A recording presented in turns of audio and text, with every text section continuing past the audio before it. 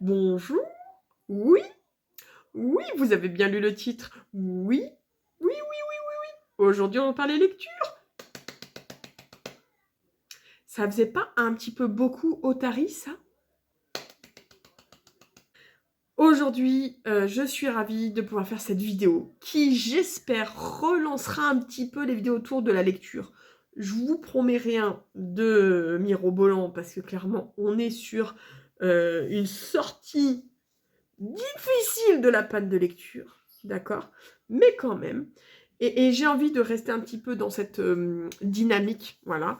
Et je me suis dit, quoi de mieux que vous de faire une petite vidéo pile à lire. Alors, on est d'accord, comme d'habitude, surtout si vous me suivez depuis très longtemps, parce que je rappelle quand même que je vais faire 10 ans de, 10 ans de vidéo là au mois de mai, hein. Ça fait 10 ans. D'ailleurs, je pourrais peut-être faire une FAQ, ça pourrait être sympa. Parce que je pense que la dernière FAQ, elle date de longtemps. J'ai pas regardé, mais à mon avis, ouf, à mon avis, elle est très très très vieille. Bref, on fera peut-être une FAQ, ça pourrait être sympa. Vous me direz ce que vous en pensez. Bref, j'avais très envie de faire une vidéo pile à lire pour ce mois de mai. Et voilà, vous proposer un petit peu ce que j'aimerais lire et vous expliquer pourquoi, après cette panne de lecture, ces livres-là ne me font pas peur, ou moins peur. Parce que je trouve que, peut-être qu'on n'en parle pas assez, mais quand on fait une grosse panne de lecture, et je vous parle pas juste d'une panne de lecture d'un mois, vous voyez, ou de 2 mois, là je vous parle d'une panne de lecture qui s'étend depuis quasiment la naissance des enfants, où j'ai quand même continué à lire régulièrement, mais là ça fait au moins, je dirais, voire même, ouais, 1 an et demi, 2 ans, où vraiment, je ne lis quasiment plus, c'est une hécatombe, hein, voilà. Donc, du coup, vraiment, on est sur une panne de lecture catastrophique. Enfin, là, moi, j'ai fini un livre fin avril. Le dernier livre que j'avais terminé datait de octobre ou novembre. Donc, déjà, en 6 mois, j'ai pas lu. Enfin, j'ai lu, j'ai rien fini. Voilà. Donc, voilà. Bon, bien que vous vous mettiez dans le contexte. D'accord? Et du coup, forcément, là, j'arrive enfin à être dans comment dire, une organisation personnelle, professionnelle, dans ma tête, tout ce que vous voulez, où j'ai envie de me remettre dans la lecture, mais je claque des fesses. Je flippe ma race. Voilà, parce que je ne sais plus par où commencer, je ne sais plus par quoi reprendre, je ne sais plus si ce que j'aimais il y a 6 mois, 1 an, 2 ans, 3 ans en arrière me plaît toujours, si c'est ce que j'ai envie de lire maintenant. Mais voilà, je suis un peu en mode, ouh là là, mon Dieu. Et en fait, finalement, j'ai repris, enfin, j'ai relu et de manière, on va dire, entre guillemets, intensive, grâce à Anaïs, dont je vous parle régulièrement pour tout ce qui est point de croix, parce qu'elle fait beaucoup de points de croix comme moi, mais elle lit aussi quand même, et à la base, elle était booktubeuse, Anaïs, et Zilla Fur. Je sais pas pourquoi je suis obligée à chaque fois de mettre ça, ne cherchez pas. Elle était booktubeuse, elle lit toujours, hein, beaucoup. Elle a des périodes vraiment où elle lit énormément. Moi, à la base, j'étais quand même booktubeuse aussi. On s'est connus comme ça, hein. De toute façon, on s'est connus comme ça. On se connaît depuis 2016, donc pour vous dire quand même que ça date, hein. Et vraiment, c'est grâce à elle, en fait, sans le vouloir, hein, pour sa part, mais c'est vraiment grâce à elle, en fait, que je remets un pied dans la lecture et que je suis enfin arrivée à finir un livre depuis octobre-novembre. Voilà. Et du coup, que ça me donne envie de continuer. Et parce qu'en plus, on reste dans cette dynamique-là. Je vous explique. Il y a un peu moins de 2 semaines, on s'est fait un week-end avec Anaïs et Margot liseuse. D'ailleurs, elle a fait un vlog sur sa chaîne, n'hésitez pas à aller voir.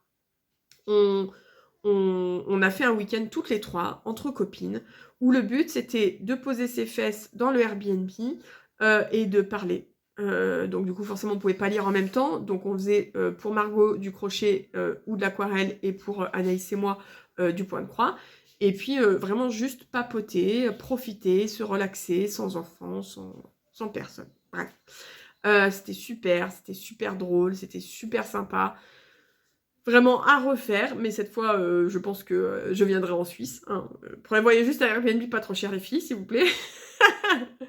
Bref, mais vraiment c'était super. Et en fait, circonstance du hasard, circonstance, oui, ça se dit ça, bref, on s'en fiche. Hasard incroyable. En fait, Anaïs est venue avec un livre papier. C'était Campus Drivers, et où elle dit, elle nous en a parlé en disant, ah bah j'ai amené ça, je sais pas trop ce que ça vaut, mais je l'ai acheté, il faut que je le teste et tout. Et je lui dis, ah bah tiens, je l'ai dans ma liseuse. Et j'avais emmené ma liseuse, parce que déjà je m'étais dit, tu vas quand même faire un week-end avec Margot liseuse, qui est toujours booktubeuse, qui lit toujours énormément, etc., etc., qui est toujours une influenceuse littéraire. Et Anaïs, qui lit beaucoup, même si elle ne parle plus de livres sur sa chaîne, elle parle que de Point de Croix, d'ailleurs je vous mettrai toutes les chaînes en barre d'infos, hein, elle lit toujours beaucoup. Et puis je parle avec elle en privé, donc potentiellement elle me parle, enfin, elle est amenée parfois à parler de certains livres, vous voyez. Donc du coup, je m'étais dit, elles vont peut-être réussir à te remotiver. Tout à fait. Donc du coup, je dis, ah bah tiens, je l'ai dans ma liseuse depuis longtemps et je l'ai jamais lu. Et elle me dit, est-ce qu'on se ferait pas une lecture sauvage? Une lecture commune sauvage, c'est mieux, parce qu'une lecture sauvage, c'est un peu chelou quand elle me dit comme ça. Un petit peu.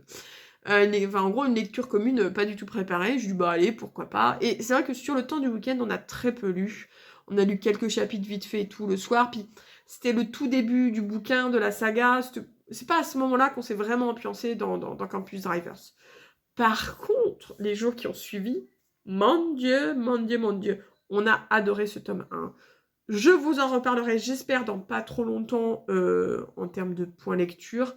Mais vraiment, on a surkiffé. Pourtant, je lis très peu de romances contemporaines.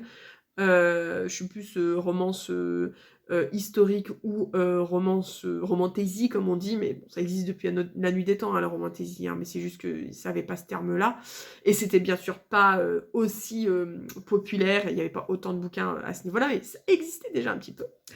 Enfin, les romances plutôt paranormales plus que romantaisie, peut-être. Bref, et en fait, du coup, on l'a lu franchement, ouais, une semaine. En une semaine, on se l'est bouffé en lecture commune. Donc, pour vous dire que quand même, on lisait tous les 6 chapitres, on s'attendait, on se faisait des audios pour se dire ce qu'on en pensait et tout. Et, comment dire, ça d'ailleurs, c'est la vie, les audios. Moi, j'adore les audios. Et on reprenait les 6 chapitres, enfin voilà. Et on l'a vraiment bouffé en une semaine. Et c'était génial, génial. Et en fait, moi, j'avais déjà le tome 2 dans ma liseuse. Anaïs a dit, je commande le tome 2. Et elle a dit, est-ce que je commande tous les autres tomes? Je lui dis, allez, let's go, on se les enchaîne. Donc, les premiers livres dont je vais vous parler dans cette pile à lire, c'est les Campus Drivers. Clairement, je vous dis pas qu'on lira les 5 tomes, enfin en tout cas du tome 2 au tome 5 durant le mois de mai. Je pense qu'il y a moyen qu'on en lise déjà au moins 2, le tome 2 et le tome 3, à voir. Mais en tout cas, clairement, on va continuer notre obsession sur les Campus Drivers ce mois-ci. C'est de la romance, c'est hilarant. Moi, j'ai adoré. Et c'est rare. Vous savez, souvent, quand je ris en lisant, je ris intérieurement. Mais là, je me suis bidonnée. Et vraiment, ça m'a fait vraiment du bien. C'était sans prise de tête. Et en même temps, vraiment, j'ai trouvé une romance très respectueuse et qui apportait vraiment des très bons éléments et qui rentrait pas dans les clichés qu'on voit habituellement. Bref, je vous en reparlerai en point lecture une autre fois. Je ne peux, quoi qu'il en soit, que vous conseiller. J'ai vraiment adoré ce tome 1. Donc, les premiers livres que je vous présente en en pile à lire, c'est vraiment les Campus Drivers. Je ne sais pas combien de tomes on lira, mais on va en lire au moins 2, voire 3. Ça, c'est presque sûr et certain. Et ça se trouve, on lira les 4. Écoutez, on est à l'abri de rien. Vraiment, on est à l'abri de rien du tout. On est tellement à fond avec Anaïs qu'on est vraiment à l'abri de rien du tout, du tout, du tout. Ensuite, de ce que je vais vous présenter, alors je vous présente pas mal de livres, mais clairement je vais pas lire tout ça, surtout si on sait les Campus Drivers et que je fais du point de croix, que je fais machin, que je fais truc, je vais clairement pas lire tout ça, mais c'est un peu ce qui me fait envie. Comme je vous disais, c'est ces livres en fait qui ne me font pas peur dans le fait de reprendre la lecture. Donc voilà, je voulais vous les présenter, mais si j'en lis un ou deux de plus par rapport aux Campus Drivers, je serais déjà ravie. Le premier que je vous montre, c'est un livre que j'ai commencé il y a très longtemps, que j'ai toujours pas fini, qui est pas oufissime, mais que j'aimerais bien terminer quand même, c'est celui-ci. Je le lis sur liseuse, c'est Witch and God, le tome 1, et là la promise, de Liv Stone, voilà. Donc en fait, on est sur, pour le coup, de la romantaisie, hein, je pense qu'on peut le dire, ou la romance paranormale, plutôt romance paranormale. Bref, on a une sorcière, on a un dieu, et ils sont obligés de faire un mariage arrangé pour... c'est un mariage arrangé hein, pour le bien des deux peuples. Enfin bref, ça peut paraître être dans un truc médiéval ou moyenâgeux, mais pas du tout. On n'est pas sur de la fantasy, on est en fait dans notre monde actuel. Donc c'est plutôt contemporain. Voilà, c'est vraiment adapté au monde actuel. Ça se lit, mais c'est pas ouf. Voilà, donc j'aimerais bien le terminer parce que je suis à 68%, et que clairement il me reste pas grand chose à lire, donc autant le finir quoi, vraiment autant le finir. Je suis pas sûre que je continuerai par contre la saga, on avisera, on verra, on verra. Celui-ci est encore sous blister et pour le coup, celui-ci ça va beaucoup dépendre de ma copine Elodie, alias Elliot et des livres, si vous vous souvenez d'elle. C'est ma meilleure copine, c'est ma meilleure amie et clairement on se l'est acheté parce qu'on s'est rendu compte qu'on adorait toutes les deux les TG Clown et qu'on voulait vraiment se faire une lecture commune sur celui-ci. Donc je vous le présente, mais elle sera peut-être pas motivée ce mois-ci à le lire, on se le lira peut-être le mois prochain, enfin voilà, je vais essayer de voir si elle est motivée à le lire ou pas, mais c'est celui-ci, c'est le dernier paru chez De Saxus, je crois, c'est Dans la vie des pantins. Qu'est-ce qu'il prend? Regardez ma cheminée, là, d'un coup, il s'éclate et... C'est parti, fire, on fire. Donc c'est Dans la vie des pantins. Moi je l'ai pris en hardback avec le jaspage parce que TG Clown, je les prends tous en hardback. Voilà, c'est ma petite collection personnelle. Et j'ai très hâte de le lire aussi, mais encore une fois, maybe on le lira pas ce mois-ci, ça va dépendre d'Elodie. Et peut-être qu'on le débutera, mais qu'on le finira pas ce mois-ci. Quoi qu'il en soit, j'ai zéro appréhension pour le TG Clown, tellement j'ai adoré les précédents. Vraiment, un bonheur. Dans la catégorie des livres que j'aimerais terminer, parce que je l'ai commencé, il y a Perpète, il y a celui-ci. C'est dans l'ombre... non, À l'ombre du manoir, le tome 2, qui est en plus le dernier tome de Lizzie Felton. J'avais bien aimé le tome 1. J'ai débuté le tome 2 il y a longtemps, mais je me souviens à peu près où est-ce que j'en suis, etc. J'ai lu 140 pages sur 340, donc ça veut dire qu'il me reste 200 pages à lire. Il y a moyen, vous voyez, j'aime pas trop laisser en suspens des livres comme ça. Surtout que c'est pas que j'aimais pas, c'est que juste j'étais absolument pas voilà, j'étais vraiment pas dedans pour lire des livres. Mais j'aimerais bien le terminer parce que c'était sympa. C'était pas incroyable, mais c'était sympa. Et ensuite, on est plutôt sur des suites de sagas qui me font très envie de continuer, que je n'oublie pas, que je porte dans mon cœur et que j'ai envie de, voilà, que j'ai envie de continuer, quoi. Alors, on a Sim Sailor le thème 2, le tome 2. J'ai quand même lu le tome 1 au moment du plib où il était présent et où il a gagné d'ailleurs. C'était le plib combien? Alors là, good question. Hein. Vraiment, j'ai plus le souvenir. Mais ça se trouve, c'était le plib 2020. Maybe. En tout cas, déjà, celui-là, il est sorti, à mon avis, il y a quelques années maintenant. Ah, il est sorti en 2020. Ça fait 4 ans que je l'ai. La honte ultime. Waouh. Donc, c'était peut-être même le plib 2019, hein, le premier tome. Bref, du coup, je voudrais lire le tome 2 parce que la saga est finie, hein, depuis le temps, on est bien d'accord, elle est finie. Il y a même j'ai vu, il sortait même en version reliée, hardback, super joli et tout, mais bon, moi je pense que je vais rester sur ceux-là. Donc celui-là, vraiment, j'avais tellement aimé le premier tome que j'aimerais me replonger dans ce tome 2. Idem, Sorcier de Maxime Fontaine et Romain Watson, j'avais adoré le premier tome. Il est plus gros, mais ça se lit bien, ces trucs-là et tout. Ouais, il fait plus de 500 pages quand même. Et j'avais adoré le premier tome. Et lui, alors attendez, il date de quand, la parution? La parution, Pauline ne sait plus parler. 2022, c'est moins pire. C'est moins pire. Ça fait que 2 ans. Bref, le tome 3 est déjà sorti aussi, qui signe, je crois, la fin de la saga. Donc, idem, quoi. J'aimerais bien vraiment qu'il reste pas trop longtemps et pouvoir enchaîner ensuite sur les derniers tomes si vraiment ça me plaît toujours autant. Et puis, je voudrais continuer cette saga-là. J'avais lu le premier que j'avais beaucoup... Le premier que j'avais beaucoup aimé. Là, il y a le tome 2 et le tome 3. C'est très, très, très court. C'est... de la romance fantasy historique, un peu conte, hein, conte quoi, conte revisité asiatique, on va dire.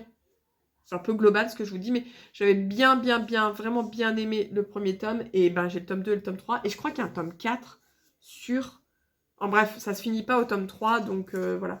Sauf que j'ai un peu pris de retard, et j'espère que je pourrai trouver le tome 4, les autres tomes en hardback, parce que je les ai tous en hardback. Après, c'est souvent moins difficile de les trouver sur les tomes d'après que sur le premier ou le deuxième tome, parce que c'est souvent ceux qui sont les plus achetés. Et puis les gens continuent pas forcément les sagas, comme moi.